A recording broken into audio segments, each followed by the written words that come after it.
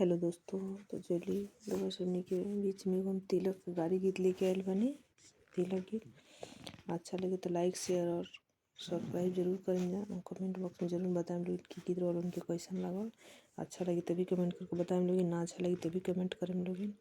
तो चलिए रउआ लोगन के एगो तिलक के गीत सुनावे जाता नहीं, बहुत ही अच्छा बहुत लाजवाब गीत बा, जरूर सुन लोग, पूरा जरूर सुन लोग। तनी खाल ये सरऊ मटर पनीर तनी खाल ये सरऊ मटर पनीर तनी खाल। लगल बफर सिस्टम जनी कर शरम, मिली पूरी गरम तनी खाल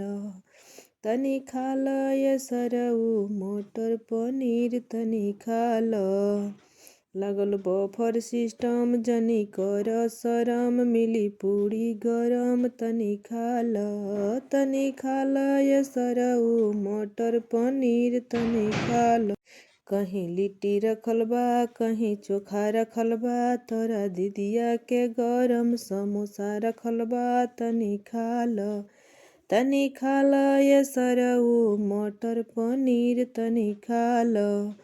कहीं दाल रखल बा कहीं पुलाव रखल बा, तोरा दीदिया के नींबू के सलाद रखल बा तनी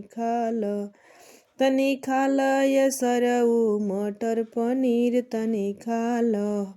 कहीं चीनी रखल बा कहीं चिवड़ा रखल बा, तोरा दीदिया के तसली में दही रखल बा